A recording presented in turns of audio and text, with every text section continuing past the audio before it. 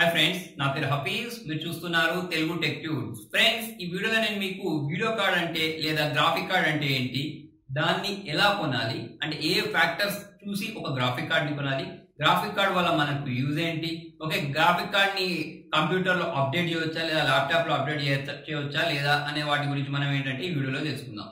So friends చూడండి, graphic card అనేది general గా ఎక్కువ గేమర్స్ యూజ్ చేస్తూ ఉంటారు. అంటే మీకు గేమ్స్ ఆడడం ఎక్కువ ఇష్టం అయితే ఏంటంటే మీరు ఏంటంటే ఒక హై ఎండ్ గ్రాఫిక్ కార్డ్ కొనుక్కోవచ్చు అన్నట్టు. ఓకే, గ్రాఫిక్ కార్డ్ అనేది ఓన్లీ గేమ్స్ ఆడడానికే కాదు, కొన్ని హై ఎండ్ సాఫ్ట్వేర్స్ ఉంటాయి. అంటే మల్టీమీడియా సాఫ్ట్వేర్స్ లైక్ మనకి ఏంటంటే 3D Max, మాయా, ఆటోక్యాడ్, ఇటువంటి పెద్ద పెద్ద సాఫ్ట్వేర్స్ రన్ కావాలి అంటే మన దగ్గర ఏంటంటే మంచి గ్రాఫిక్ కార్డ్ ఉండాలి అన్నట్టు. ఎందుకు గ్రాఫిక్ కార్డ్ అంటే చూడండి, యాక్చువల్లీ మనం CPU కొంటాం కదా, అంటే మనకి ఏంటంటే ఇన్బిల్ట్ గ్రాఫిక్ కార్డ్ ఉంటుంది దాంట్లో. ఓకే, కాకపోతే ఏంటంటే మనం అదే గ్రాఫిక్ కార్డ్ యూజ్ చేసి, అంటే మనకు already CPU inbuilt graphic card వస్తుందని చెప్పాను కదా, దాన్ని యూజ్ చేసి మనం ఏమేం చేయొచ్చు అంటే ఇంటర్నెట్ లో సెర్చ్ చేయొచ్చు. తర్వాత వచ్చేసి మన దగ్గర ఉండే ఫోటోషాప్, MS ఆఫీస్, ఇటువంటి సాఫ్ట్వేర్స్ ఉంటాయి కదా, వీటిని కూడా రన్ చేసుకోవచ్చు. అంటే already inbuilt graphic card use చేసి మనం ఏంటంటే గేమ్స్ కూడా ఆడచ్చు. కాకపోతే హై ఎండ్ గేమ్స్ ఉంటాయి కొన్ని. ఓకే, ఆ హై ఎండ్ గేమ్స్ ని మనం ఆడాలంటే మాత్రం కంపల్సరీ మన దగ్గర గ్రాఫిక్ కార్డ్ అనేది ఉండాలి. ఎందుకంటే చూడండి, ఇప్పుడు మీకు నేను ఏమని చెప్పాను, CPU మీద కూడా మనకు ఒక గ్రాఫిక్ కార్డ్ ఉంటుందని చెప్పాను కదా, ఆ గ్రాఫిక్ కార్డ్ ని గేమ్స్ కూడా ఏంటంటే యూజ్ చేస్తుంటాయి అన్నట్టు. అటువంటిప్పుడు ఏంటంటే మన CPU పర్ఫార్మెన్స్ అనేది తగ్గిపోద్ది. అలా కాకుండా మీరు సపరేట్ ఒక గ్రాఫిక్ కార్డ్ పెట్టుకున్నారనుకోండి, ఆ గ్రాఫిక్ కార్డ్ అనేది అంటే ఒక CPU లాంటిది. దానికి కూడా మనకి ఏంటంటే ఒక ర్యామ్ ఉంటుంది, VRAM అని, వీడియో ర్యామ్ అని ఉంటుంది. దాని మీద కూడా ఏంటంటే హీట్ సింక్స్ ఉంటాయి. ఓకే, సో ఏంటంటే మనం ఈ గేమ్స్ ఆడేటప్పుడు వెయిట్ అంతా దేని మీద పడుతుంది అంటే మన CPU, అంటే మనకు వచ్చిన మన ప్రాసెసర్ ఉంటుంది కదా, ప్రాసెసర్ మీద కాకుండా ఈ గ్రాఫిక్ కార్డ్ మీద పడడం వల్ల మన CPU పర్ఫార్మెన్స్ అనేది ఇంప్రూవ్ అవుతుంది అన్నట్టు. ఓకే, సో అందుకోసం మనం ఏంటంటే గ్రాఫిక్ కార్డ్ ని యూజ్ చేయాలి. అలాగే ఏంటంటే మీరు పెద్ద పెద్ద సాఫ్ట్వేర్స్ మాయా, 3D Max, ఆటోక్యాడ్, ఇటువంటి సాఫ్ట్వేర్స్ ఉంటాయి కదా, ఇటువంటి సాఫ్ట్వేర్స్ యూజ్ చేసేటప్పుడు ఏంటంటే రెండర్ చేస్తూ ఉంటాం. రెండర్ చేసేటప్పుడు ఆ రెండరింగ్ స్పీడ్ ఎక్కువ అవ్వాలన్నా కూడా, అంటే మీకు ఫాస్ట్ గా అవ్వాలన్నా కూడా మీకు ఏంటంటే కంపల్సరీ ఈ గ్రాఫిక్ కార్డ్ అనేది అవసరం. తర్వాత వచ్చేసి చూడండి, మరి మనం ఎటువంటి గ్రాఫిక్ కార్డ్ తీసుకోవాలి అనే దానికోసం మీరు ఏంటంటే GPU Boss అనే ఒక సైట్ ఉంటుంది, GPUBoss.com అని. దానిలోకి వెళ్తే ఏంటంటే మీకు ప్రతి గ్రాఫిక్ కార్డ్ కి సంబంధించిన బెంచ్ మార్క్స్ అక్కడ ఉంటాయి అన్నట్టు. జనరల్ గా ఏంటంటే మనం CPUs లో ఎలా కొంటూ ఉంటాం అంటే ప్రాసెసర్ ఎలా కొంటూ ఉంటాం అంటే కొంటే ఇంటెల్ కొంటాం, లేకపోతే ఏంటంటే AMD కొంటాం. అలాగే మనకు ఈ గ్రాఫిక్ కార్డ్ లో కూడా బాగా పాపులర్ ఉండేవి ఏంటి అంటే AMD, ఇంకొకటి ఏంటంటే NVIDIA. ఓకే, ఎక్కువ మంది ఏంటంటే NVIDIA కొంటూ ఉంటారు. మనకు ఏంటంటే AMD తో పోల్చుకుంటే ఏంటంటే NVIDIA పర్ఫార్మెన్స్ అనేది బాగుంటుంది. ఓకే, సో నేను కూడా మీకు సజెస్ట్ చేసేది ఏంటంటే NVIDIA గ్రాఫిక్ కార్డ్ తీసుకోవచ్చు. ఓకే, సో మరి చూడండి గ్రాఫిక్ కార్డ్ రేట్ ఎలా ఉంటుంది అంటే చూడండి, నా దగ్గర ఒక 2GB గ్రాఫిక్ కార్డ్ ఉంది NVIDIA కి సంబంధించింది. అది ఎంత అంటే 2000 రూపీస్ నేను తెచ్చుకున్నాను. అలాగే 2000 నుంచి మొదలు పెడితే మీకు ఏంటంటే 50-60,000 వరకు కూడా గ్రాఫిక్ కార్డ్స్ ఉంటాయి అన్నట్టు.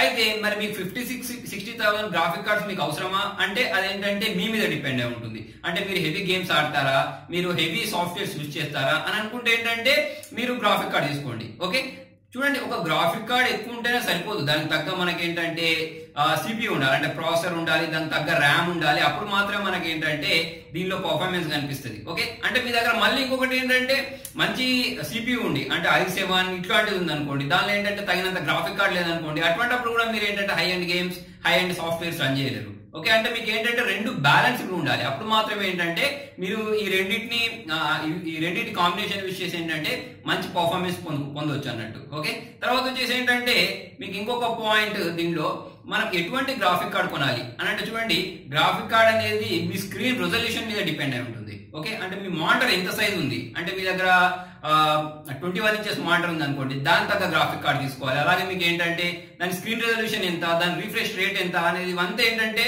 మనం ఒక గ్రాఫిక్ కార్డ్ తీసుకోబోయే ముందు ఆలోచించాలి. ఓకే, సో నేను ఇంతకుముందు చెప్పినట్టు మీకు ఈ సైట్ ఉంది చూసారా, GPUBoss.com. ఈ సైట్ లోకి వెళ్తే ఏంటంటే మీకు దానిలో కంపారిజన్స్ దొరుకుతాయి. మీరు ఏంటంటే ఏ గ్రాఫిక్ కార్డ్ కొనాలనేది ఏంటంటే అక్కడ నుంచి తెలుసుకోవచ్చు. తర్వాత వచ్చేసి ఇంకొకటి ఏంటంటే మనం కంప్యూటర్ లో గ్రాఫిక్ కార్డ్ ని అప్డేట్ చేసుకోవచ్చా అని అంటే నేను ఇంతకుముందు చెప్పినట్టు అప్డేట్ చేసుకోవచ్చు. కాకపోతే ఏంటంటే మీకు దానికి తగ్గ CPU ఉండాలి. ఓకే, దానికి తగ్గ ర్యామ్ ఉండాలి మీ కంప్యూటర్ లో కూడా. అప్పుడు మాత్రమే ఏంటంటే మీ గ్రాఫిక్ కార్డ్ లో పర్ఫార్మెన్స్ అనేది కనిపిస్తుంది. అలా కాకుండా మీ దగ్గర ఏదో P4 సిస్టమ్ లేకపోతే డ్యూయల్ కోర్ సిస్టమ్ ఉంది అనుకోండి, దానికి మీరు తీసుకొచ్చి 50-60,000 గ్రాఫిక్ కార్డ్ పెట్టేసి మంచి పెద్ద పెద్ద గేమ్స్ ఆడతా అంటే పనిచేయదు. ఓకే, సో దానికి తగ్గ ప్రాసెసర్ ఉండాలి, దానికి తగ్గ ర్యామ్ ఉండాలి. అప్పుడు ఏంటంటే మనం గ్రాఫిక్ కార్డ్ యూజ్ చేస్తే మీకు ఏంటంటే మంచి పర్ఫార్మెన్స్ అనేది వస్తుంది. ఓకే, ల్యాప్టాప్స్ ఉంటాయి కదా, ల్యాప్టాప్స్ లో ఏంటంటే ఆల్రెడీ ఇన్బిల్ట్ గ్రాఫిక్ కార్డ్స్ వస్తాయి అన్నట్టు. ఓకే, వాటిని అప్డేట్ చేయడం కష్టం.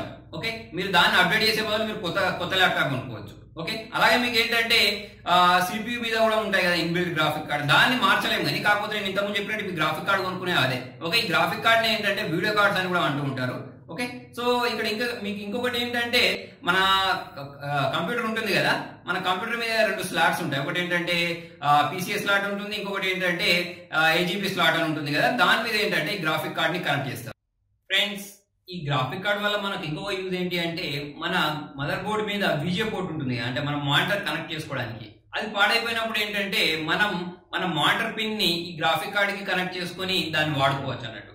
అంతేకాకుండా మనం ఏంటంటే టీవీస్ ఉంటాయి కదా, పెద్ద పెద్ద టీవీస్.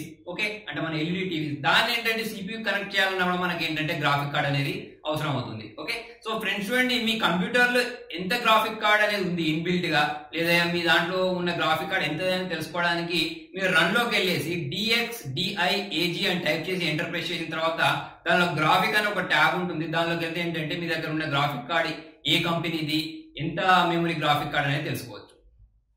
ఓకే, సో ఫ్రెండ్స్, మీకు నా వీడియో నచ్చినట్టయితే లైక్ బటన్ ప్రెస్ చేయండి. ఫేస్బుక్ ద్వారా, ట్విట్టర్ ద్వారా, గూగుల్ ప్లస్ ద్వారా, వాట్సాప్ ద్వారా నా వీడియోని షేర్ చేయండి. మీకు ఇంకేమైనా డౌట్స్ ఉంటే కింద కామెంట్లో రాయండి. Thank you.